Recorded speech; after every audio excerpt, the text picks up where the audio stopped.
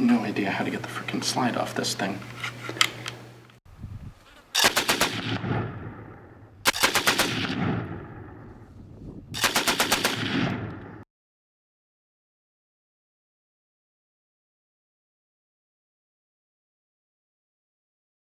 Hi guys, thanks for tuning in to another video episode on ForgottenWeapons.com.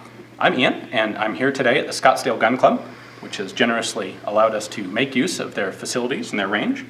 And today, the pistol we're taking a look at is a Savage Model 1907 in .45 automatic. This is one of 288 pistols built by Savage over a number of years for the U.S. military pistol trials in 1907. Of course, the U.S. military was looking for a .45 automatic handgun.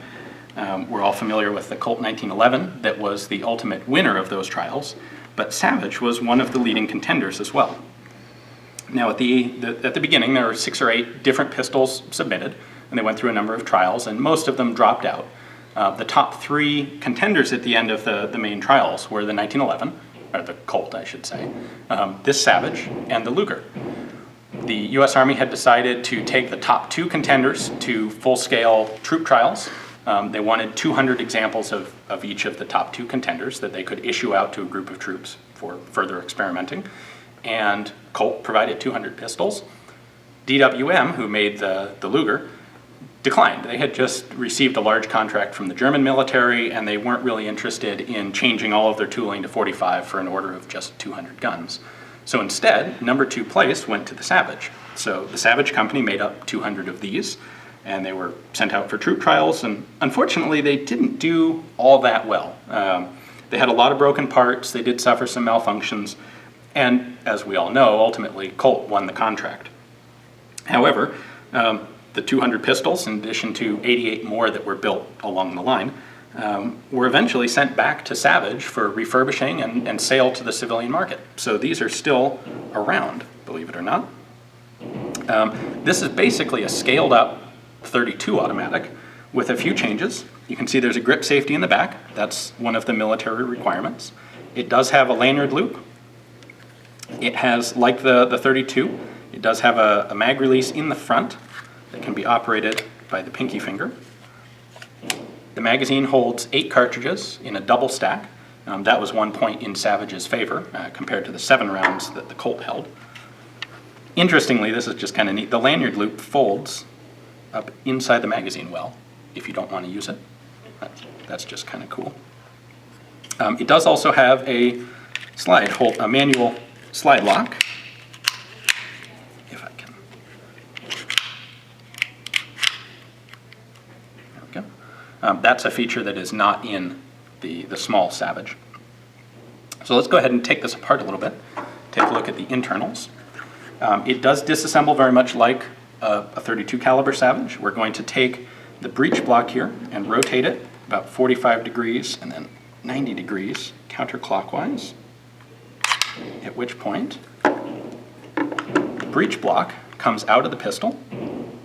So a little bit unusual design here, but this is basically just a scaled up Savage .32. It is single action only. You can see the hammer back here. Now what's interesting about Savage is it has a rotating barrel, sort of. If we zoom in on right where the barrel meets the slide, you can see that at the very beginning of travel, the barrel rotates about 5 degrees, just a tiny bit. And there is a cam up here at the front of the chamber that runs in a groove in the slide.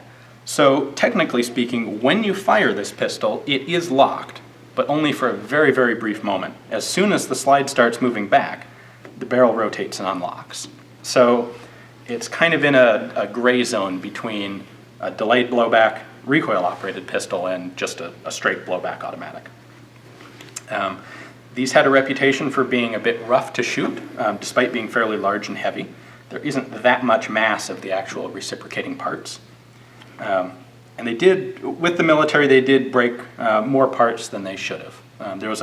The final endurance test was 6,000 rounds, and the Colt went through that with basically no issues. Savage had 37 malfunctions and parts breakages in that sequence of fire. So ultimately, the Colt 1911 was adopted. We are going to go ahead and take this over to the range and do a little bit of shooting with it ourselves and see what our impression is. All right, we're going to put some ammo through the Savage 1907 and 45. As I mentioned, it has an 8-round double stack mag. I'm going to download it a little bit just because it's a little old.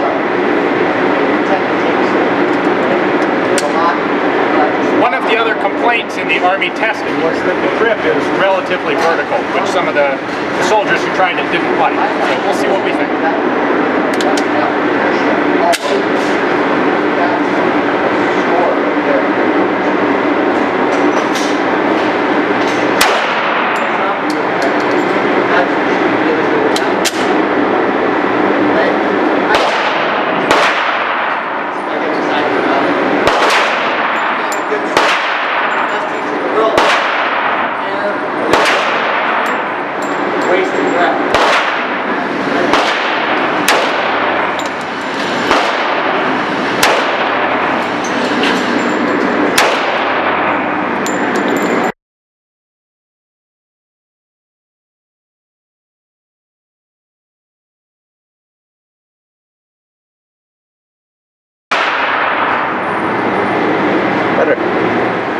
So overall, it's a comfortable gun to shoot. It has a bit more recoil than I'm used to in a 1911.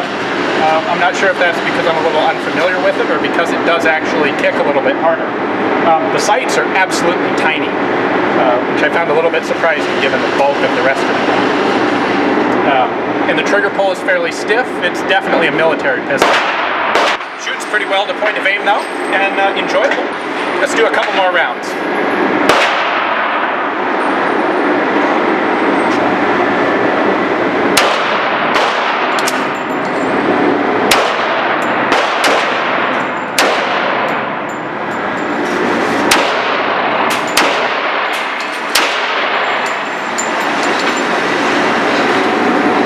This thing really does have quite a bit of kick and a huge bit of muzzle flash, which is kind of cool to see.